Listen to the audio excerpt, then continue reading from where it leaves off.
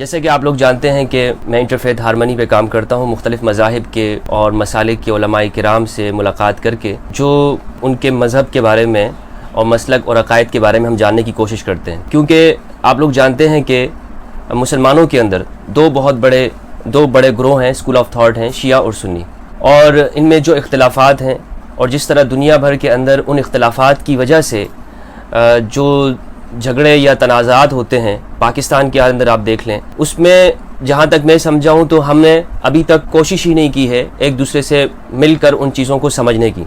تو اسی سلسلے کے اندر میں آج مکتب اہل بیت، مکتب اہل تشیع کے نام گرامی عالم دین ذاکر اہل بیت جناب علامہ سید شہنشاہ حسین نقوی صاحب کے پاس یہاں پر حاضر ہوا ہوں۔ میں ان کا نہایت متشکر ہوں۔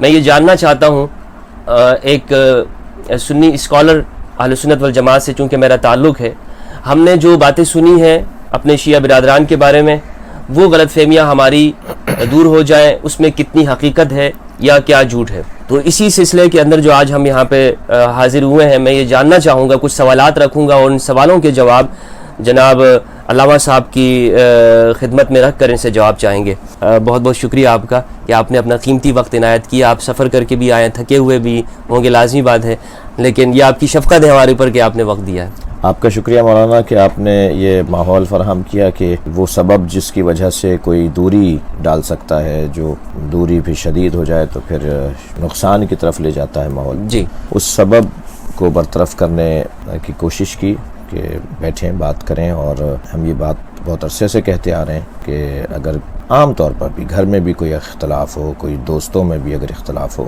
تو اصل آدمی سے اور جس کا وہ مسئلہ ہے اس سے پوچھ لیا جائے۔ جی، تیسرا آدمی یا ایک ہی طرف کا آدمی خود سے ہی باتیں کرتا چلا جائے اور نہ پوچھے تو میں سمجھتا ہوں کہ اس کا اچھا نتیجہ نہیں نکلے گا۔ تو یہ آپ نے بہت اچھی ایک کوشش کی ہے۔ میں یہیں ایک جملہ کہہ کے پھر آپ بات کریں اور آپ فرمائیں کہ آپ کیا کس موضوع پہ بات کرنا چاہیں گے۔ وہ یہ کہ کبھی آپ نے غور فرمایا کہ آپ کو تو یہ ضرورت پڑی اور آپ کو تو یہ احساس ہوا کہ آپ ہم سے پوچھیں کہ آپ کے یہ مسئلے کیا ہیں۔ کبھی اہل تشیع اور شیعہ کسی اسکالر نے اہل سنت سے جا کے وہ مسئلے کیوں نہیں پوچھے کہ جو شیعہ کو سنی سے اعتراض ہے، اور وہ جا کے پوچھتا ان سے کہ جی مثلاً نبی ایسا کرتے تھے، آپ ایسا کیوں کرتے ہیں؟ مثلاً انبیاء کرام ایسے نہیں تھے، آپ نے انبیاء کے بارے میں، عصمت کے بارے میں ایسا کیوں اپنی کتابوں میں لکھا ہوا ہے؟ یعنی کبھی ایسا کیوں نہیں ہوا کہ ایک شیعہ اسکالر جا کے کسی اہل سنت نمائندہ شخصیت سے وہ اعتراضات ان کے سامنے رکھے جو شیعہ کو سنی پہ اعتراض ہے؟ اس کی وجہ ہے، میں بیان کر دوں یا آپ فرمائیں گے تو اور اچھا لگے گا۔ جی، اس کی وجہ مجھے جہاں تک لگتی ہے کہ ساری جو تحریض ہے، جو ابھارنا ہے، وہ ہمارے طرف سے زیادہ ہوتا ہے، کیونکہ میں نے خود اپنی جہاں سے، اپنی سوسائٹی کی میں بات کروں گا جہاں پہ میری آنکھ کھلی ہے، جہاں سے تربیت ہوئی ہے، ہمیں یہ بتایا گیا کہ شیعہ ایسا کرتے ہیں، شیعہ یہ نہیں مانتے، شیعہ اسلام سے باہر ہیں، شیعہ تکفیر، جبکہ یہ بہت کم سننے کو ملتا ہے کہ وہاں سے کچھ الزامات یہاں پر ہوں اہل سنت کے اوپر، جبکہ علمی طور پہ ایک لمبی لسٹ ہے، جبکہ علمی طور پر ایک بڑی لمبی لسٹ ہے کہ جو شیعہ کو سنی سے پوچھنا چاہیے کہ آپ ایسا کیوں کرتے ہیں، لیکن آپ تکفیر نہیں کرتے ہیں۔ ہم تکفیر بھی نہیں کرتے الحمدللہ۔ دوسرا، ہم ابھارتے بھی نہیں ان مضامین کو، ہم عوامی مسئلہ بناتے ہی نہیں اس کو۔ جی، ہم کہتے ہیں علمی مسئلہ ہے، اسے علماء کے درمیان حل ہونا چاہیے، کتابی گفتگو ہے، کتاب لکھیں، کتاب کا جواب لیں، کتاب کے ذریعے سے بات کریں، قلم کے ذریعے سے بات کریں۔ تو الحمدللہ یہ ایک میں سمجھتا ہوں کہ اس برادری کا جس سے میرا بلا فصل اور بلا واسطہ تعلق ہے، اگرچہ میں اس بات کی آپ بیان فرمائیں گے، میں یہیں وضاحت کروں کہ میں جو سنی شیعہ وحدت کے حوالے سے جو کوشش کرنے والے لوگ ہیں ان میں بہرحال کسی سے پیچھے نہیں ہوں الحمدللہ، اور عملی طور پر باتیں نہیں، تقریریں نہیں۔ نماز پیچھے پڑھنا سنی عالم کے، سنی شیعہ کی شادی کے بارے میں جو ایک ماحول بنتا ہے اس پر ایک مثبت گفتگو کرنا، علماء اہل سنت کا ان سے پہلے ان کا احترام کرنا، اور اپنے مجمع میں اپنے لوگوں کو یہ ٹوکنا، میرے خطاب میں اگر کوئی ایسی ربائی، کوئی ایسا نعرہ، کوئی ایسی بات کر دیتا ہے جو کسی اہل سنت کی دل آزاری کا سبب ہے، تو میں وہیں سے اسی وقت مائک پر ممبر پہ بیٹھے کو اسے مخاطب کر کے کہتا ہوں کہ تم نے غلط کیا یہ، اور یہ آہستہ آہستہ بڑھتا جا رہا ہے۔ اب دوسرے خطبہ کو بھی الحمدللہ ہماری وجہ سے حوصلہ ملا ہے کہ وہ ٹوکنے لگیں کہ اہل سنت کی دل آزاری نہیں کرو، نہیں کرنی۔ تو میں ایک 85 مثالیں بنیں گی جو میں کسی سے پیچھے نہیں ہوں وحدت کے حوالے سے، اور یہ کوئی کمزوری نہیں ہے، یہ اس لیے نہیں ہے کہ ہمیں جینے کا راستہ چاہیے اور ہم مر رہے ہیں اور آپ ہمیں معاف کر دو اور ہمیں جینے دو، ایسا نہیں ہے الحمدللہ، ایسا بالکل نہیں ہے، صرف اور صرف ایسا اس لیے ہے کہ ہم امت واحدہ ہیں، ہمارے درمیان جو سب سے بڑا مشترک عنوان ہے وہ توحید، اور پھر ختم نبوت، اور پھر قیامت کا عقیدہ، اور پھر ہماری کوشش یہ ہے کہ ہم ولایت علی بن ابی طالب علیہ السلام سمجھائیں، مولا علی کی اولویت، افضلیت، مولا علی کی جو فضیلت ہے، جو ان کی عظمت ہے، وہ لوگوں تک منتقل کریں۔ یہ تشیع کا خلاصہ ہے، یعنی شیعہ کا خلاصہ یہ ہے کہ شیعہ روز اول سے یہ چاہتا ہے کہ مولا علی کی جو بعد از نبی فضیلت ہے، مولا علی کی جو خلافت ظاہریہ اور خلافت باطنیہ افضلیت کی بنیاد پر ہے، اسے ذرا روشن کرے، اس کو ذرا سمجھانے کی کوشش کرے۔ بہت حد تک کامیاب بھی ہوئے۔ آپ سے گفتگو کرتے ہوئے بڑا ہی لطف اندوز ہو رہا ہوں میں، اور جو دیکھیں گے ماشاءاللہ انہیں بھی آپ کی جو علمی گفتگو ہے ان سے بڑا سیکھنے کو ملے گا۔ شکریہ۔ میں اسی سے سوال آپ کے سامنے رکھتا ہوں۔ میں نے یہ سنا ہے، میں عوام کی طرف سے، اپنی عوام کی طرف سے بات کر رہا ہوں، اہل سنت کی عوام کی، کہ ہمارے جو شیعہ حضرات ہیں وہ قرآن کو نہیں مانتے ہیں، جو ہمارے سامنے قرآن مجید ہے، جو مصحف عثمانی بھی اسے کہتے ہیں، اس پر آپ کی کیا رائے ہے؟ میں ایک مرتبہ اللہ سے توکل کرتے ہوئے اور سرکار دو جہاں اور ائمہ اہل بیت سے توسل کرتے ہوئے، بسم اللہ الرحمن الرحیم، اللہم صلی علی محمد وعلی محمد وسلم علی محمد وعلی محمد وبارک علی محمد وعلی محمد کما صلیت وسلمت وبارکت وترحمت علی ابراہیم وعلی آل ابراہیم انک حمید مجید۔ آپ کا شکریہ ادا کروں گا کہ آپ نے اس سوال پہ میں آپ سے معذرت چاہتا ہوں کہ لیکن یہ سوال ہے، تلخ ضرور ہے مگر ہمارے میں مشہور ہے، میں آپ کے سامنے رکھا، اگرچہ میں تحقیقی طور پر اس چیز کا قائل نہیں ہونا مانتا ہوں، لیکن چونکہ ہماری عوام کے اندر یہ بات مشہور ہے تو مجھے آپ کے سامنے رکھنا پڑا۔ یہ سوال میرے لیے تو لذیذ ہے، اور اس لیے لذیذ ہے کہ اگر کوئی اسلام کی اساس پر حملہ کرے، اب میں یہ اعتراض کر رہا ہوں جواب کے ساتھ، صرف شیعہ کی دشمنی میں اسلام کی بنیاد کو ہلا ڈالے، صرف شیعہ دشمنی میں، تو یہ بہت بڑا، میں کیا لفظ بولوں کہیں دل آزاریاں نہ ہو جائیں، بہتان ہے، بہتان، ایک خیانت ہے۔ یعنی جن لوگوں نے، ابن تیمیہ نے، عبد الوہاب نے، جن لوگوں نے اس مسئلے کو اٹھایا، ان لوگوں نے کوئی اسلام کے ساتھ انصاف نہیں کیا، صرف شیعہ دشمنی میں، صرف اس لیے کہ شیعہ کس طرح کمزور پڑ جائے اور شیعوں کو کافر کہنے میں آسانی ہو جائے۔ جن روایات کی بنیاد پر، یا جن روایات کو جمع کیا محدث نوری، کیونکہ ان کی اور خدمات بہت ہیں اس لیے میں انہیں علیہ رحمہ کہوں گا، ان کی اس خدمات پر ہم ان کی نہ صرف تردید کریں گے، ان کے اس عنوان پہ نہ صرف ان کی ہم تردید کریں گے، بلکہ اس عنوان کو جن لوگوں نے علم بنا کر اور ایک اس کو سجا کر پیش کیا ہے، ہم ان کی مذمت بھی کریں گے۔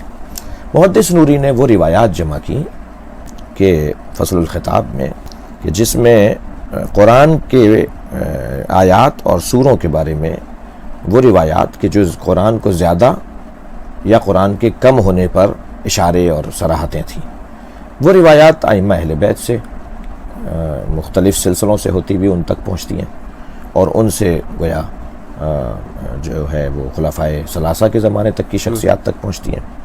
وہ روایات جمع کی، ان روایات کو ہمارے تمام فقہا نے، بالخصوص ہمارے جدید دور کے فقہا نے، وہ آیت اللہ ہادی معرفت ہو، وہ آیت اللہ جعفر سبحانی ہو، وہ آیت اللہ العظمی سید ابو القاسم خوئی ہو البیان کے اندر، ہمارے تقریباً جو پہاڑ کی طرح پہلے درجے کے علماء ہیں، میں نے ان کے نام آپ کو لیے، انہوں نے اس کو یہ کہہ کے رد کیا کہ یہ ضعیف روایات ہیں، ضعیف روایات ہیں، اور ہم کیا ضعیف روایات کتابوں میں لکھی نہیں جاتی، بیان نہیں کی جاتی، بیان کی جاتی۔ معوذتین جو ہے یہ قرآن کا حصہ نہیں ہے، عبداللہ ابن مسعود رضی اللہ عنہ کا یہی موقف تو کیا شیعہ اسے اٹھا لے اس مسئلے کو جی، اور کہے کہ آپ کے ہاں صحیح حدیث ہے، لہٰذا اس بنیاد پر آپ تحریف قرآن کے قائل ہیں؟ ہم نے تو آج تک یہ نعرہ اس لیے نہیں بلند کیا، اس سے یہودی خوش ہوگا، اس سے صہیونی یہودی خوش ہوگا، اس سے مسیحی MI6 کا اور جو مسلمانوں کو لڑانے کے ادارے باقاعدہ برطانیہ نے بنائے ہیں، وہ ادارے خوش ہوں گے، انہیں موقع ملے گا بات کرنے کا۔ لہٰذا، اور صرف یہ نہیں، اور بہت سارے دلائل ہیں، میں کچھ مسودے بھی آپ کے لیے لے کر آیا ہوں، میں آپ کو پیش کر دوں گا، کہ جس میں ہمارے تمام فقہا کے آراء موجود ہیں، میں بہت واضح طور پر اہل سنت عوام سے بھی اور شیعہ عوام سے بھی کہوں گا کہ شیعہ تحریف قرآن کے قائل نہیں ہے. جیسا قرآن نبی نے چھوڑا تھا، سرکار نے چھوڑا تھا، جیسا قرآن کسی بھی سنی کے گھر میں رکھا ہوا ہے وہی قرآن کسی شیعہ کے گھر سے آپ کو ملے گا. ہر شیعہ کے گھر سے آپ کو جو ریاض سے چھپتا ہو یا تہران سے چھپتا ہو یا پاکستان سے، وہ قرآن ایک ہی ہے. ایک ہی قرآن ہے. حتیٰ رسم الخط اب تو دونوں شیعہ جو پرنٹنگ پریس خاص طور پہ اب اس وقت ایران سب سے زیادہ قرآن کی طباعت میں دنیا میں ورلڈ میں آگے ہے، اور اسی طرح ریاض سے قرآن سب سے زیادہ چھاپا جاتا ہے. دونوں کا حتیٰ رسم الخط ہے کہ عثمان طہا کا رسم الخط ہے. یعنی قرآن کے نسخے اب مختلف نہیں ہیں گزشتہ کوئی 50 سال سے 40 سال سے. اور آپ ماضی کی صدیوں میں جائیں تب بھی یہ بحث علمی بحث تھی کہ وہ روایات کیا حضرت عمر سے روایت نہیں ہے، کیا حضرت عائشہ سے روایت نہیں ہے 10 پاروں کی بکری کے کھا جانے کی، اور کیا بہت ساری روایات اہل سنت کی کتابوں میں نہیں ہے قرآن کی آیات کے کم اور زیادہ ہونے کی. تو کیا شیعہ انہیں جمع کر کے اس کو ڈھول پیٹے؟ نہیں، کیونکہ علماء اہل سنت بھی اس کو آن نہیں کرتے اور اس کے بارے میں تحلیل و تجزیے کے قائل ہیں اور اس کے سمجھنے کے قائل ہیں کہ اس کو سمجھا جائے، اس کا یہ مطلب نہ نکالا جائے. وہی ساری روایات اہل تشیع کے یہاں بھی تھی. اور اس کو کیونکہ ایک محدث نوری نے ایک جگہ جمع کر دیا تھا. اچھا، محدث نوری ایک عالم، تاریخ تشیع میں 150 پہاڑ برابر فقہا کی لسٹ ہے. 150. ان 150 فقہا جو پہلے درجے کے فقہا ہیں جنہیں ہم روات حدیث بھی کہتے ہیں، جی، ان فلان. آج اگر میں حدیث کی سند کو لے جانا چاہوں مثلا امام جعفر صادق تک، تو وہ جو سلسلہ حدیث ہے، وہ جو روایت روات کا سلسلہ ہے، اس میں آج کا جو راوی ہے وہ آیت اللہ سید علی سیستانی ہے. آج کے جو راوی ہیں وہ آیت اللہ خامنائی ہیں. یہ راوی حدیث ہیں. انہوں نے ان سے سنا، انہوں نے اپنے استاد سے سنا، انہوں نے اپنے استاد سے، یہاں تک کہ 150 راویوں کے بعد امام محمد باقر تک بات پہنچتی ہے. سبحان اللہ. تو جو ہمارے روات حدیث ہیں جن کو ہم فقہائے اہل بیت کہتے ہیں، فقہائے ائمہ اہل بیت کہتے ہیں، ان میں سے کوئی ایک بھی تحریف قرآن کا قائل نہیں ہے. محدث نوری ان میں سے نہیں تھے جنہوں نے یہ کتاب لکھی جس کی بنیاد پر یہ مسئلہ اٹھایا گیا. اور یہ مسئلہ سازش کے تحت اٹھایا گیا. یہ جانتے تھے کہ شیعہ ایک مضبوط نظریہ رکھنے والا، ایک سوچ رکھنے والا ایک مکتب ہے، اور یہ اگر دونوں مل کر چلیں گے تو عالمی استکبار کے لیے تو قیامت برپا ہو جائے گی. اس لیے عالمی استکبار نے مسئلہ اٹھایا. آگے جا کے آپ کو معلوم ہوگا، ابھی آہستہ آہستہ کھلتا جا رہا ہے، آپ پر واضح ہوتا جا رہا ہے دنیا پر کہ یہ گزشتہ 40-50 سال میں جو پوری دنیا میں فرقہ واریت پھیلی، جو شدت پھیلی، اس کے لیے فنڈنگ ہوئی، اس کے لیے پیسے دیے گئے، اس کے لیے باقاعدہ. تو جب یہ ابھی والوں نے اقرار کر لیا ہے تو کیونکہ اس وقت میں سوشل میڈیا نہیں تھا اور اس وقت کی تحریریں مفقود ہو گئی ہوں گی، تو اس وقت بھی پتہ چل جائے گا کسی طریقے سے کہ ان کو کس نے بنایا تھا. بہرحال یہ ایک سیاسی، ایک تاریخی سیاسی ایک مسلمانوں سے کیونکہ یہ دونوں چیزیں ملی ہوئی ہیں اور شروع سے تشیع کے ساتھ سیاست بھی ہوتی رہی ہے جی اموی زمانے سے. تو اچھا، یہ جو آپ نے حضرت فرمایا کہ روایات موجود ہیں اور اس میں کوئی شک و شبہ نہیں ہے. ہمارے پاس بھی ایک کتاب المصائف ابو داؤد کی ہے، اس میں بھی ہمیں مل جاتی ہے کہ یہ آیت نہیں ہے، قرآن کا حصہ نہیں. آیت الرجم جیسے کہہ لیں قرآن کا حصہ نہیں ہے. حدیث الداجن جسے بکری جو کھا گئی وغیرہ. تو یہ روایات اگر اس طور پر اہل تشیع میں ہم موجود ہے پھر تو کوئی مسئلہ نہیں. یہی روایات اسی طرح کی روایات ہیں، اور مگر ان ساری روایت کی ضعف سند کو فقہاء ائمہ نے بیان کیا ہے کہ روایات ضعیف ہے. صحیح. لیکن عمومی عمل جو ہے وہ مکتب اہل بیت کے وہ یہی ہے جو اہل سنت جس طرح مانتے ہیں، یا عباضی یا دنیا بھر کے جو مسلمان مانتے ہیں کہ یہ قرآن یہی ہے. بالکل. شیعہ کیا مانتے ہیں امہات المومنین کے پر؟ اس پہ آپ ذرا تفصیل روشنی ڈالیے گا. اصحاب رسول رضوان اللہ تعالی علیہم امہات المومنین رضی اللہ تعالی عنہن، اور ہر وہ چیز جو نبی سے منسوب ہے اس کا احترام، اس کی تعظیم، اس کا ادب، یہ شیعہ سوچ میں، شیعہ طرز فکر میں واجب لازم ہے. نبی سے جو بھی چیز منسوب ہے، جس کا حتی پتھر بھی منسوب ہے، جانور بھی منسوب ہے، تو اس کی تعظیم کرنی ہے. یہ واجب ہے، لازم ہے. یہ نبی کی بے ادبی ہوگی کہ اگر اس نبی سے منسوب چیز کی بے ادبی کی جائے اور بے احترامی کی جائے. اور اس پہ جو اتنی پریکٹس تشیع کے اندر ہے کہ آپ دیکھیے مثلا موٹی سی ایک عوامی مثال دے رہا ہوں میں. علمی مثال نہیں ہوگی، وہ عوامی مثال ہوگی، کیونکہ ہم نے سب ظاہر عوام اہل سنت اور عوام اہل تشیع دیکھیں اور سنیں گے۔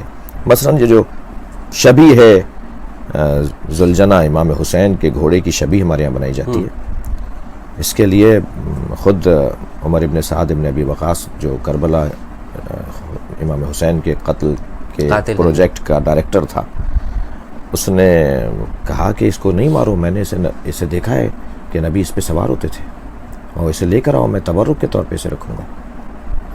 نبی کی سواری تھی وہ، جو امام حسین کے استعمال میں تھی، اور نبی نے اپنے نواسے کو لی تھی، اور وہ کربلا میں 50 سال بعد بھی جوان تھی، جبکہ گھوڑے 25 سال میں مر جاتے ہیں۔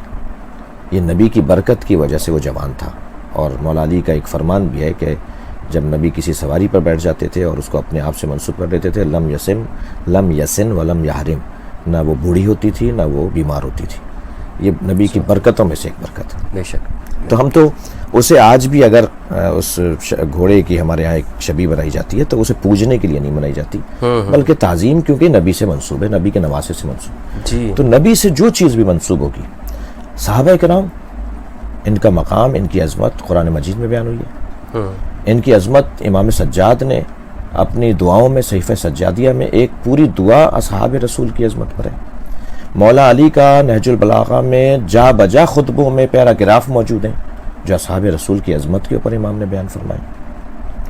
اس کے علاوہ ائمہ اہل بیت نے جو اصحاب رسول کی تعظیم کی ہے، حضرت جابر بن عبداللہ الانصاری رضی اللہ تعالیٰ عنہ جب تشریف لائے تو امام محمد باقر کی جو تعظیم تھی وہ دیدنی تھی، اور پھر انہوں نے پلٹ کر متقابلاً بلکہ آپ کا احترام کیا کہ آپ نبی کی اولاد ہیں۔ تو جو ادب، احترام، اور پھر آپ 50 سینکڑوں مثالیں ہیں کہ صحابہ کرام کے جو ادب اور احترام قرآن، حدیث، نہج البلاغہ، صحیفہ سجادیہ کے اندر ملتے ہیں۔ اسی بنیاد پہ صحابہ کا احترام کرنا لازم اور واجب ہے، اور بے احترامی جب واجب کو ترک کریں گے تو اس کے مقابلے میں حرام ہے، توہین کرنا حرام ہے۔ صحیح۔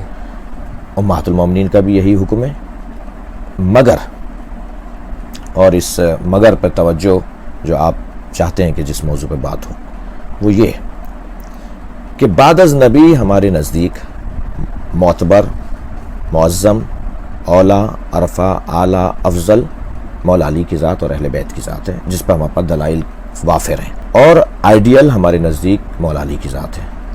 جس نے بھی مولا کائنات سے، امام حسن امام حسین سے، جناب زہرا سے پرخاش کی، جنگ کی، لڑائی کی، جھگڑا کیا، ان کی توہین کی، انہیں رلایا، انہیں تنگ کیا، انہیں اذیت پہنچائی، ہمارے نزدیک وہ آئیڈیل نہیں ہے۔ صحیح۔ ہمارے نزدیک اس کا کوئی مقام نہیں ہے۔ کوئی آئیڈیل نہ ہونا، کسی کا مقام نہ ہونا، یہ بھی لازمہ نہیں ہے کہ ہم اس کی توہین بھی کریں، یہ لازمہ نہیں ہے۔ لہٰذا وہ دور، کیونکہ صحابہ کرام کا ہی دور تھا جب مولا علی کے ساتھ جنگیں ہوئیں، جب جناب زہرا کے ساتھ مسائل ہوئے، جب امام حسن کے جنازے کو دفنانے سے روکا گیا، تو وہ زمانہ صحابہ کرام اور امہات المومنین کی حیات کا ہی زمانہ تھا، اور جس نے ایسا کیا وہ ہم ان کے بارے میں جانتے ہیں، کتابیں بھری ہوئی ہیں، کتابیں پر ہیں ان تمام مواد سے، اور تو ہم انہیں آئیڈیل نہیں مانتے۔ یہ ایک موقف ہے صحابہ کے بارے میں، اور امہات المومنین میں سے 2 بیویاں، اور ان میں بھی خاص طور پر ایک بیوی جن کی توہین کرنا حرام، فقہائے امامیہ کے فتوے کی روشنی میں موجودہ ہمارے فقہا، تمام فقہا تقریباً، مجھے نہیں کوئی ملا کہ جس نے اس فتوے سے ہٹ کر بات کی ہو، صحیح، ان کا فرمانا یہ ہے کہ اصحاب و خلفائے ثلاثہ،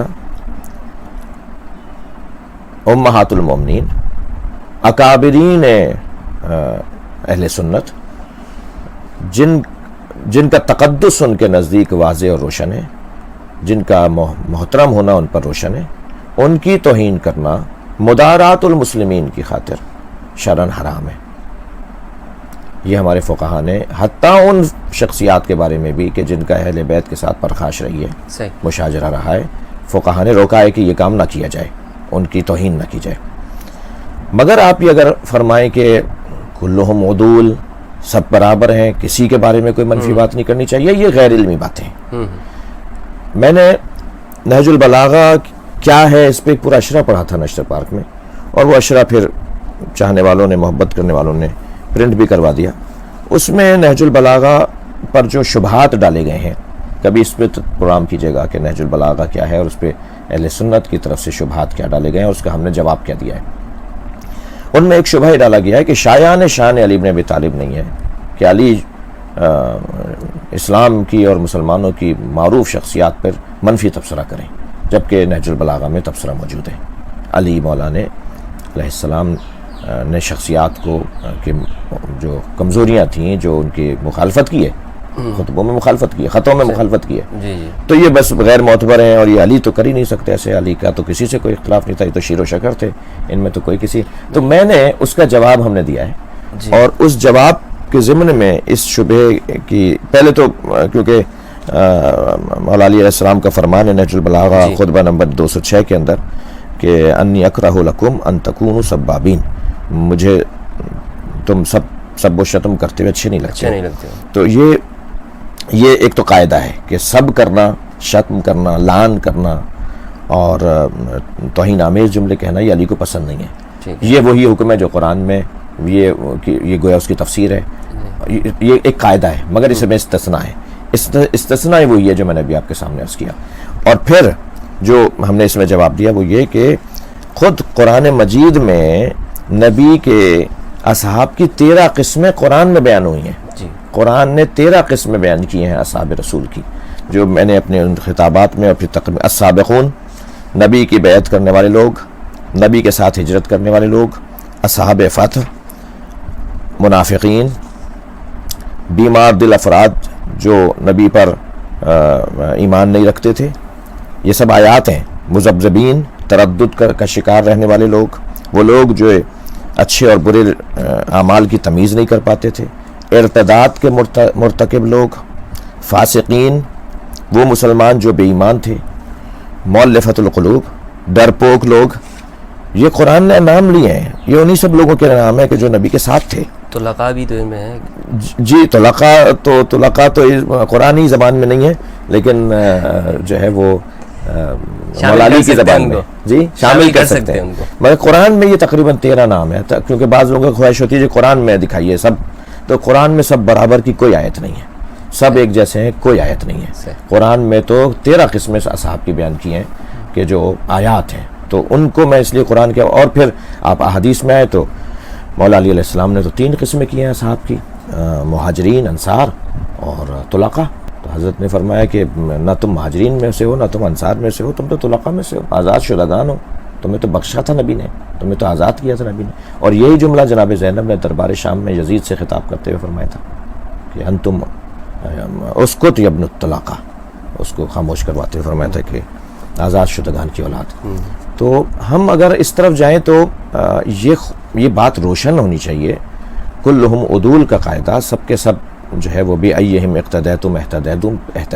اقتدیتم کا قاعدہ، اور اس کے مطابق پھر جب خود بند گلی میں کہیں کھڑے ہو جائیں تو پھر اس کو نہ ماننا۔ مثلا مجھے نہیں معلوم آپ کے وہ مضمون میں ہے یا نہیں، مگر میں یہی کہہ دیتا ہوں کہ جو متع والی روایت ہے وہ حضرت ابن عباس نے، سب لکھتے ہیں نا کہ ابن عباس کے علاوہ کوئی نہیں مانتا تھا، تو ابن عباس صحابی تھے یا نہیں، حبر الامہ تھے یا نہیں؟ جی، ابن عباس کا مقام اصحاب میں ممتاز ترین مقام تھا یا نہیں؟ جب حضرت ابن عباس کا مقام اصحاب میں ممتاز ترین صحابہ کرام میں سے تھا، اور آپ سب متفق ہیں کہ جنگ خیبر کے موقع پر اس کو نبی نے منسوخ کر دیا تھا اور ختم کر دیا تھا، اور مگر حضرت ابن عباس واحد صحابی تھے جو آخری دم تک نبی کی رحلت کے بعد جب تک بقید حیات رہے وہ متع کے نظریے پر قائم تھے کہ یہ متع حرام نہیں ہوا، نبی نے حرام نہیں کیا، صرف وہ قائل تھے۔ تو اصحابی کالنجوم بِأَيِّهِمْ اقتدیتم اهتدیتم، صحابی ستاروں کی طرح ہے، کسی ایک کے پیچھے بھی لگ جاؤ گے تو ہدایت یافتہ ہو، تو ہم حضرت ابن عباس کے پیچھے لگے ہوئے ہیں، تو پھر ہمیں کیوں زنا کی نسبت اور متع کو ایک حرام کام کی نسبت دی جاتی ہے؟ جب ایک صحابی بھی یا تو اس قاعدے کو سے ہاتھ اٹھائیے یا اس قاعدے پر قائم رہیے، تو اگر آپ اس قاعدے پر قائم ہیں تو پھر مجھے افسوس ہوتا ہے مولانا، مجھے تکلیف ہوتی ہے، یہ نہیں کہ مجھے کوئی برا کہہ رہا ہے تو تکلیف ہو رہی ہے، یہ آپ اتنے بڑے عالم 400 ہزار طالب علموں کو مدرسوں میں لیے بیٹھے ہیں، اور آپ ٹی وی چینل پہ بیٹھ کے کہتے ہیں کہ جو ہے وہ یہ زنا کی اولاد ہے، آپ مجمعوں میں کہتے ہیں، آپ چوکوں پہ کھڑے ہو کے کہتے ہیں کہ یہ متع کی اولادیں ہیں، یہ یعنی آج تک کسی جاہل ذاکر نے بھی سنی ایسا ہے سنی ایسا ہے کہہ کر نہیں کہا ہوگا. آپ مجھے ایک کلپ دکھا دیجئے. لیکن یہاں پڑھے لکھے لوگ کہتے ہیں شیعہ ایسا اور شیعت کو ہم یہ کر دیں گے اور شیعہ ویسے. آپ پورے مسلک کا مذاق بنا رہے ہوتے ہیں, توہین مذہب کر رہے ہوتے ہیں. ہمارے یہاں جاہل ذاکر بھی نہیں کہتا, بلکہ وہ اپنے خطاب میں کہتا ہے میرے سنی شیعہ بھائیوں, میرے سنی شیعہ بھائیوں. وہ سنی کو برا نہیں کہتا, لیکن یہاں پورے شیعہ کو برا کہا جاتا ہے, شیعت کو برا کہا جاتا ہے. شیعت کا ہم جنازہ نکال دیں گے, شیعت کو ہم اینٹ سے اینٹ بجا دیں گے. تو بہرحال وہ یہ چند چیزیں حضرت پھیلائی ہوئی ہیں نا جی, یہ جو چند باتیں, یہ قرآن کو نہیں مانتے ہیں آپ لوگ, ائمہ کو نبیوں سے بڑھ کر درجہ دیتے ہیں, اسی طرح صحابہ کرام کی توہین کرتے ہیں, امہات المومنین کی توہین, یہ چیزیں, اور پھر ان کے لیے دلائل کیا ہے وہی بنا کے. آپ یقین کیجئے حضرت کہ جس سوسائٹی سے میرا تعلق ہے, میں اس لیے کہہ رہا ہوں کہ ہم نے یہ چیزیں سنتے رہے ہیں. بعد میں جب ہم نے کتابیں پڑھی وہ ہمارے پاس بھی موجود تھیں. صحیح. جب تحقیق کی تو معلوم ہوا کہ یہ موطا والی روایات تو ہمارے پاس بھی, یہ تحریف قرآن جو منسوب کی جاتی ہے تو ہماری کتابوں میں موطا امام مالک کے اندر ہے, اور نہیں بہت سی کتابوں میں, لمبی لسٹ ہے. میں بھی تو پھر اب اسی لیے میں ان سوالوں کو ان لوگوں کے لیے رکھنا چاہتا ہوں کہ جو اب بھی یہ سمجھتے ہیں, جس طرح میری غلط فہمیاں دور ہو گئی ہیں, اور میں یہ سمجھتا ہوں کہ اہل تشیع مسلمان ہیں, جس طرح ہمارے اختلافات موجود ہیں اور ختم نہیں کر سکتے سارے سنی مل کے شیعوں کو, بلکہ بڑھتے جا رہے ہیں شیعہ. تو جب آپ ایک دوسرے کو ختم نہیں کر سکتے تو بہتر نہیں ہے سمجھ لیں ایک دوسرے کو. جی, یہ سمجھنا ہوگا ہمیں کہ جو اختلافات یہ اسی طرح ہی ہیں جیسے ایک حنفی کے شافعی کے ساتھ. جی, الیدین بھی, جی ارسال الیدین کا مسئلہ کہ خود امام مالک کہتے ہیں کہ ہاتھ کھول کے پڑھنا زیادہ بہتر ہے, زیادہ ثواب ہے نماز. تو یہ فقہائے اہل سنت کے اندر بھی مثلا ہاتھ کھول کے نماز پڑھنا اور ہاتھ باندھنے کے اندر بعض فقہائے امامیہ سے نزدیک ہیں. تو جو فقہ مقارن ہے نا, میں گزارش کروں گا عوام سے کہ ہم نے اس پہ کام بھی کیا ہوا ہے, کوئی 10 جلدوں میں کتاب بھی میری اپنی لائبریری کے اندر بھی موجود ہے ماشاءاللہ, کہ جو ائمہ فقہا اور مجتہدین اہل سنت ہیں اور ائمہ اہل بیت کے جو روایات کی روشنی میں فقہا امامیہ ہیں, انہوں نے جو مشترکات ہمیں دی ہیں ان کے اوپر غور کریں. اچھا, اس پہ کام ہوا ہے؟ جی, فقہ مقارن کے نام سے, یعنی وہ فقہ جو ہمیں قریب کرتی ہے. جی, بڑا بہترین کام ہے, ہونا بھی میں چاہیے. خود اس کا طالب علم رہا ہوں, 2 سال میں نے اس کی کورس کیا ہے کہ وہ ساری چیزیں ہم نے سمجھی آیات اور روایت کی روشنی میں, کہ شیعہ بھی یہی بات کر رہا ہے, بریلوی بھی یہ اصطلاحیں تو یہاں کی ہیں, مثلا مالکی بھی یہی بات کر رہا ہے, شافعی بھی یہ بات کر رہا ہے, حنبلی بھی یہ بات کر رہا ہے. کون سی چیزیں ہیں جو سب بات کر رہے ہیں, ایک ہی بات کہہ رہے ہیں, ان سب کو جمع کریں. اور آپ کو سن کے, عوام کو سن کے خوشی ہوگی کہ بڑی لمبی لسٹ ہے کہ تمام فقہا. ایک ہمارے عالم دین تھے قاضی نور اللہ شوستری رحمۃ اللہ علیہ, آگرہ ہندوستان میں ان کا مزار ہے. وہ 2 سال تک پورے ہندوستان کے قاضی القضات تھے اور کسی سنی کو نہیں پتا تھا کہ یہ شیعہ فقیہ ہے, اس لیے کہ جب وہ سائل یا جس کا مقدمہ عدالت میں آتا تھا اس سے پوچھتے تھے تمہارا مسلک کیا ہے, وہ کہتا تھا مالکی ہوں, شافعی ہوں, مثلا حنبلی ہوں, زیادہ تر حنابلہ ہیں. تو وہ امام جعفر صادق کے حکم کے مطابق فیصلہ سناتے تھے جو امام حنبل کے ہاں بھی صحیح تھا, صحیح, تاکہ اگر یہ کہیں جا کر کہے کہ جی, اور حوالہ دیتے تھے امام حنبل کا, وہ خوش کرتے تھے روح امام جعفر صادق کو, مگر حوالہ دیتے تھے امام حنبل کا. اور 2 سال تک کسی کو نہیں پتہ چلا. انہوں نے ساری فقہوں پر دسترسی رکھنے کی وجہ سے اہل سنت کے فیصلے کرتے تھے جو اہل تشیع کے نزدیک بھی, یعنی فقہ اہل بیت کے نزدیک بھی صحیح ہوں, کیونکہ فقیہ اہل بیت تھے وہ. اصل تو ان کا جو پریکٹیکل جس پہ وہ کرتے تھے اور پریکٹس جس پہ کرتے تھے وہ فقہ جعفریہ تھا. اور پھر بہرحال وہ بات کھلی اور تعصب ہونے لگا, اور آخر انہیں شہید کیا گیا. ان کے ٹکڑے کر کے انہیں شہید کر کے آگرہ میں ان کا لاشا نہیں دے رہے تھے, ان کے جنازے کے ساتھ توہین ہو رہی تھی, مگر آج شان سے مزار ہے ان کا. تو ایسا ممکن ہے کہ ہم تمام مشترکات کی طرف توجہ کریں. صحابہ کرام کے حوالے سے آپ کا جو میں سمجھا ہوں وہ یہ ہے کہ اس کی اصل تعریف میں یہ اختلاف ہے. تعریف میں اختلاف ہے, یعنی جس کو ہم لوگ صحابی مان رہے ہیں, جن کو ہم جو اس کو عموم دے رہے ہوتے ہیں کہ جس نے دیکھ بھی لیا, یا جو طلقاء آئے ان کو بھی صحابی اور وہ بھی ہمارے نزدیک شامل, لیکن آپ لوگ اس میں بڑی تفصیل سے فرق کرتے ہیں, ہر ایک کو صحابی نہیں کہتے. جی ایسا ہی ہے. اور پھر ہمارا سوال یہ ہے کہ کربلا میں اگر کوفے والے شیعہ تھے اور امام حسین کا ساتھ نہیں دیا, تو کربلا میں جن لوگوں نے امام حسین کو مارا وہ تو صحابہ کبار کے بیٹے تھے, سارے زیادہ تر بڑے صحابیوں کے بیٹے تھے. صحابہ کے گھر سے اہل بیت کو مارا گیا ہے. عمر ابن سعد ابن ابی وقاص, عمر لعنت اللہ علیہ, عمر ابن سعد لعنت اللہ, سعد ابن ابی وقاص رضی اللہ تعالیٰ عنہ، یعنی ایک اتنے بڑے صحابی کا بیٹا ہے جس نے امام حسین کے قتل کا اس کے پاس پروجیکٹ ہے، مار کے گیا ہے، سارا قافلہ لے کے گیا پھر بعد میں، اور امام نے آخری وقت میں اس میں کہا کہ تجھے رے کی حکومت کی پیشکش ہے جس کی وجہ سے تو مجھے مارنا چاہتا ہے، یزید تجھے اس کے عبید اللہ ابن زیاد تجھے اس کے جو کے دانے بھی نہیں دے گا، اور ایسے ہی ہوا، جو کے دانے بھی نہیں ملے اسے، حکومت تو دور کی بات ہے۔ یہ سارے لوگ بعد میں پریشان رہے۔ اور تو اگر یہ بات کی جائے، اگر ہاں شیعوں کی کمزوری تھی، اچھا اس وقت مجھے گلہ ہے، ایک کراچی کے عالم دین ہے جو پی ٹی وی پہ بیٹھ کے جگہ جگہ بیٹھ کے، میرے محترم ہیں، میں ان کا جب مجھے سامنا ہوتا ہے میں احترام کرتا ہوں، وہ بار بار اس بات کو اٹھاتے ہیں کہ کوفے والے شیعہ تھے، شیعوں نے بلا کر امام حسین، یا بھائی آپ ٹی وی چینل پہ بیٹھ کے یہ بات کر رہے ہیں۔ اب اگر میں کسی ٹی وی چینل پہ بیٹھ کے بات کر دوں کہ جنہوں نے مارا تھا وہ تو صحابیوں کے بیٹے تھے، تو کیا فائدہ ان باتوں کا، کیا نتیجہ نکلے گا ان باتوں کا؟ نہیں تو یہ وہ صحابیوں کے بیٹے ہی تو تھے جی، یہ تو کوئی غلط بات تو نہیں ہے، یعنی کوئی ایسی بات تو نہیں ہے کہ جو ہماری کتابوں میں نہیں۔ یہ بولنا چاہیے نا انہیں بھی، جب وہ یہ بات کر رہے ہوں کہ کوفے والے شیعہ تھے اور بلا کے بے وفائی کی، تو جنہوں نے مارا ہے وہ مارنا تو زیادہ ہے، ساتھ چھوڑ دینا البتہ جرم وہی ہے کہ جو مارنے کے قریب کرے، مگر اس سے زیادہ شدید جرم ہے کہ جنہوں نے مارا ہے۔ تو آپ یہ بھی بتائیے کہ ابھی جو پچھلے دنوں پاکستان میں ہوا کہ صاحب شیعوں نے بڑی توہین کی ہے اپنی مجلسوں میں اور چوک پہ کھڑے کے زیارت عاشورہ پڑھی ہے، تو شیعوں نے یہ کیا 70 سالوں میں۔ تو میں نے ایک فورم پر کہا ایک بزرگ عالم دین سے، آج بھی اتفاق سے ایک فضائی سفر میں وہ میرے ہمراہ تھے، میں نے آگے بڑھ کے ان کا ادب کیا اور ادب کرتے رہیں گے ہم بزرگوں کا۔ بار بار ایک ہی جملہ کہ شیعوں، بھائی آپ بتائیے نا کہ اسی سال یہ بھی ہوا ہے کہ حضرت زہرا جب حق مانگنے گئیں تو خطا پر تھیں، اور معاذ اللہ حضرت ابوبکر نے اس لیے نہیں دیا کہ وہ حرام کھا لیتی، اگر حضرت ابوبکر دے دیتے تو معاذ اللہ۔ اور امیر یزید زندہ باد کا نعرہ بھی پہلی دفعہ ہی لگا اس ملک میں، سیاست معاویہ زندہ باد کا نعرہ بھی پہلی دفعہ لگا اس ملک کے اندر۔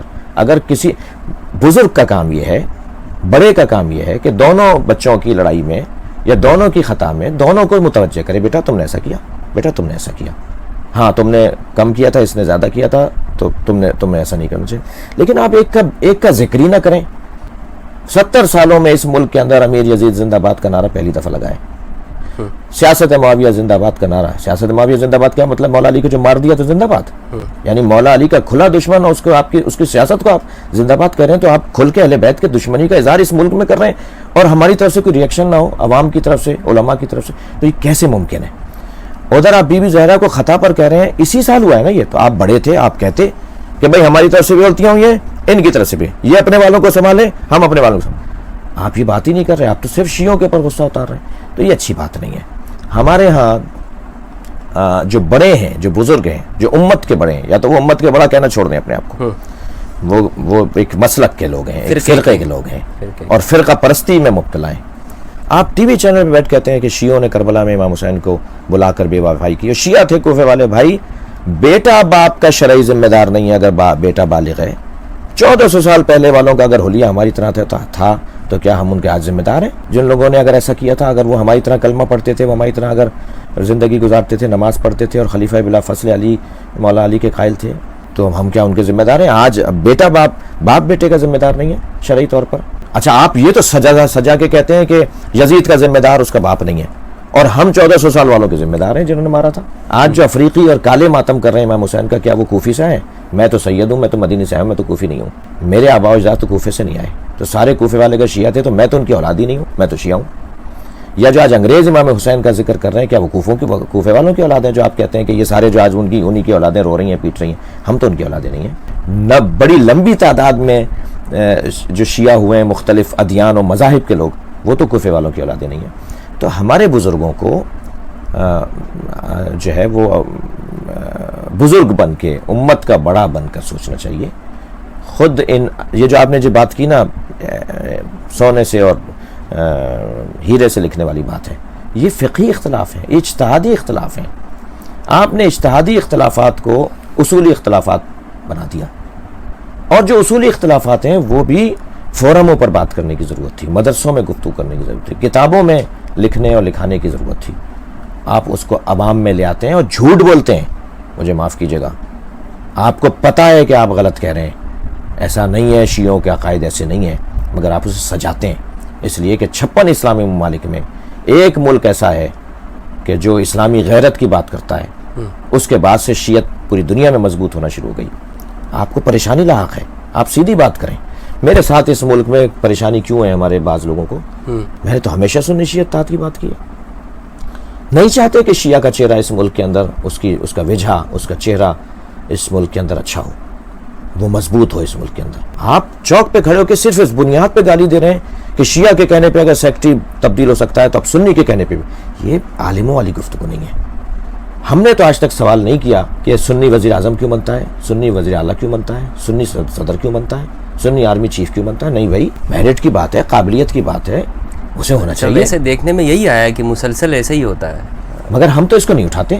اور ایک مرتبہ اگر مثال ہو گئی سندھ کے اندر کہ میں نے کہا جی میں کل سے مجلس نہیں پڑھوں گا, میرے پر پابندی لگائی گئی ہے, تو میں جہاں خطاب کر رہا تھا روزانہ بلا مبالغہ روزانہ 3 سے 4 لاکھ لوگوں سے میرا خطاب تھا. 4 خطاب تھے اس زمانے میں, اب بھی اسی تسلسل سے رہے گا.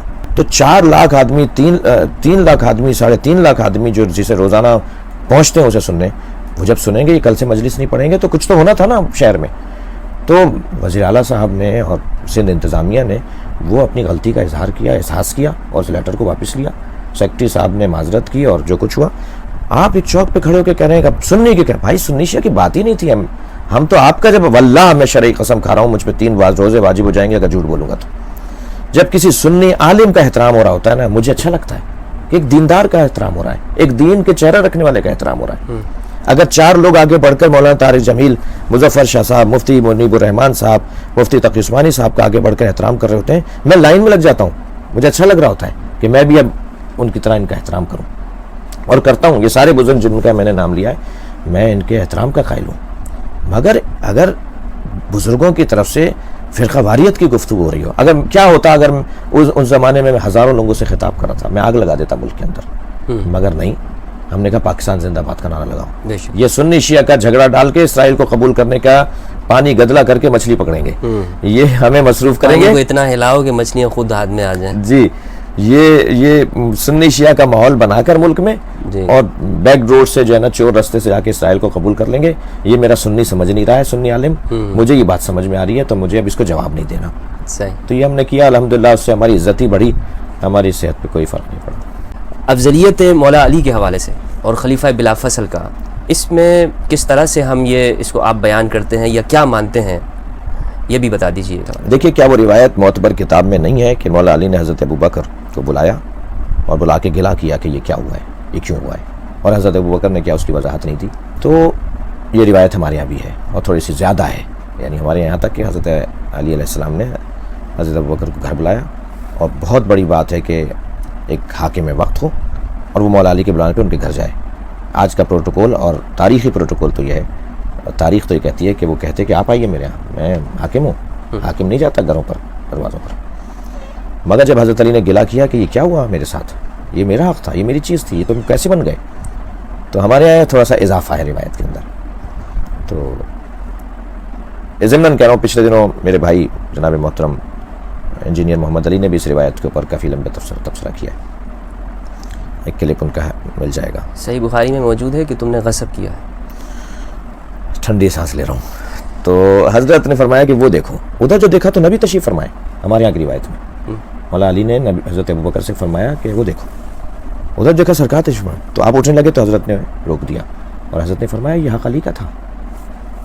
نبی سے گواہی دلوائی نبی حضرت ابوبکر کو. یہ ہماری روایت, ہمارے اہل تشیع کی طرق میں یہ جملہ اضافہ ہے. اچھا, یہ آپ کا. جی ہاں.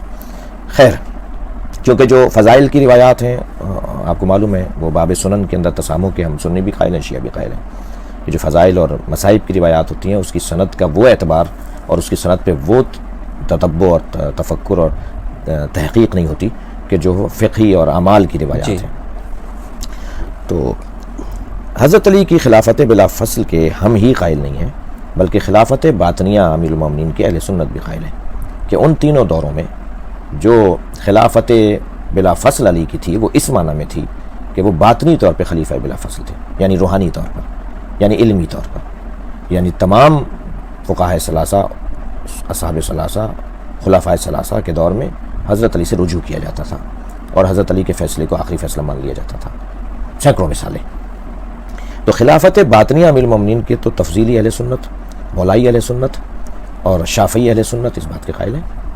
ہم کہتے ہیں کہ مولا علی خلیفہ بلا فصل ہیں، یعنی کیا مطلب ہے؟ ہم تاریخ کا انکار کر رہے ہیں کہ حضرت ابوبکر، حضرت عمر، حضرت عثمان کی خلافت نہیں تھی؟ نہیں، ایسا نہیں ہے. تاریخ کی کیسا انکار ہو سکتا ہے؟ تاریخ اس دور میں جو ائمہ اہل بیت اصحاب کا جو کارنامے کردار ہے، جو ان کی خدمات ہیں، ان کو ہم رد کریں گے کیا؟ ہمارے لیے ممکن ہے کہ یہ، اور ہم ایسا ہی چاہتے ہیں کہ ہرگز ایسا نہیں ہے. وہ دور مسلم ہے، اس دور میں جو کام ہوئے وہ مسلم ہے، ان کا اقرار اور اثبات ہے. مگر اسی دور میں ہمارا کہنا یہ ہے کہ کرسی پر، مسند پر، تخت پر اور ممبر پہ چاہے حضرت علی نے بیٹھے نہیں تھے، مگر نبی کی جانشینی جو مانوی، روحانی، علمی جانشینی ہے وہ حضرت علی کے ہاتھ میں تھی. صحیح. یہ ہے تشیع کا، خلیفہ بلا فصل ہونے کا عقیدہ. اور مولا کی ان روایات کی روشنی میں ہم خلفائے ثلاثہ کی جو خلافت ہے اس کو قانون کے مطابق نہیں مانتے، طریقے مطابق نہیں مانتے، قرآن و سنت کے مطابق اسے نہیں مانتے. وہ ایک اجلاس ہوا، اور اجماع امت کو بھی ہم نہیں مانتے اس کے اوپر، کیونکہ خود مولا علی نے اس کا اظہار کیا کہ وہ کیسا اجماع ہے امت کا جس میں اہل بیت ہی شامل نہیں ہے. تو ہم اس اجماع کو بھی نہیں مانتے جس اجماع میں اہل بیت نہ ہو. یہ ہمارا عقیدہ ہے بہت روشن انداز سے.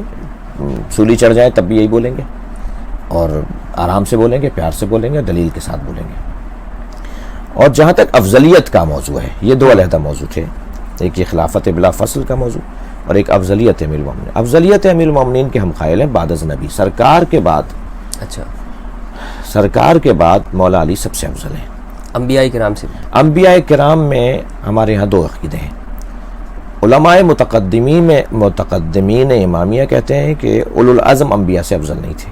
اچھا. علماء امامیہ متاخرین کہتے ہیں کہ اولو العزم انبیاء سے بھی افضل تھے، دو دلیلوں کی بنیاد پر. صحیح. ایک دلیل آیا مباہلہ، سورہ مبارکہ آل عمران کی 61ویں آیت. جی، ہم انفسنا کو لیتے ہیں نبی جیسے، اور اس حدیث، اس آیت کی تائید میں لیتے ہیں حدیث منزلت کو. الا لا نبی بعدی، سوائے فرق یہ کہ تم نبی نہیں، میرے بعد نہیں ہو.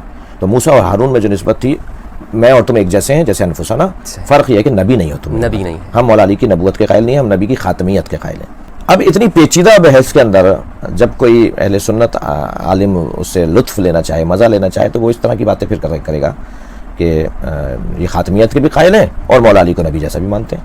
بھائی وہاں اس حدیث کو ہم حاکم مانتے ہیں جس میں نبی فرما رہے ہیں کہ الا لا نبی بعدی یا الا لا نبوۃ بعدی، دونوں الفاظ ہیں.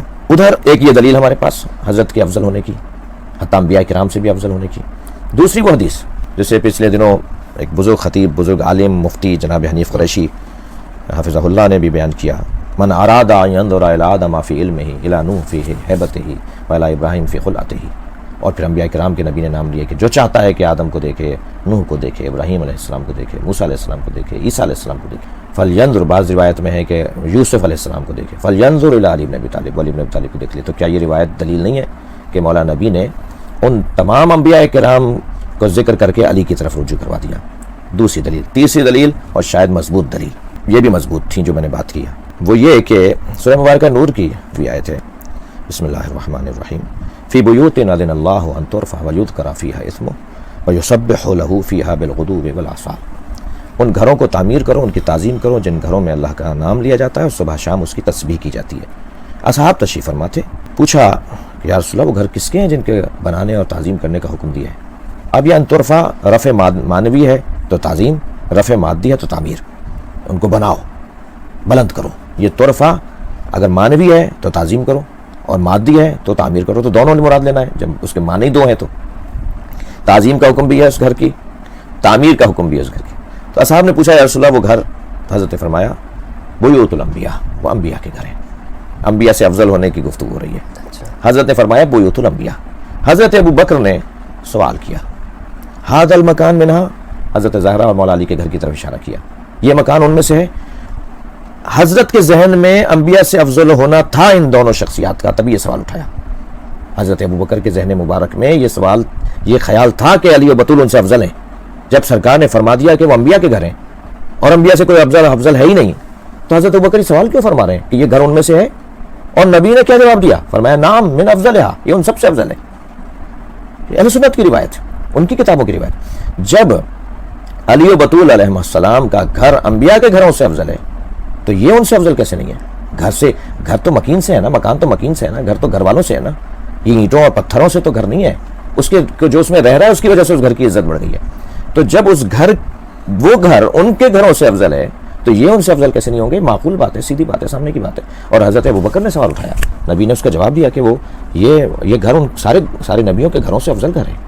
تو افضلیت امیر المومنین بعد از نبی، سرکار دو جہاں کے بعد، ان کے علاوہ، کیونکہ مولا نبی کے لیے مولا علی کے جو فرامین انا عبید من عباد محمد ھذا لعاب النبی، جب پوچھا کسی نے آپ کے پاس علم اتنا ہے کہ آپ کا علم اور نبی کا ایک جیسا علم ہے، فرمایا اللہ ناراض ہوئے، اچھا نہیں لگا حضرت کو مقایسہ کہ تم میرے نبی میرے ساتھ مقایسہ کرو نبی کا. فرمایا ھذا لعاب النبی، میرا علم لعاب مصطفیٰ ہے. تو نبی کے بعد، سرکار دو جہاں کے بعد ساری کائنات میں علی مولا افضل ہے، یہ ہمارا عقیدہ ہے. ٹھیک ہے، بہت بہت شکریہ حضرت آپ کا، جزاکم اللہ، اتنا وقت آپ نے دیا.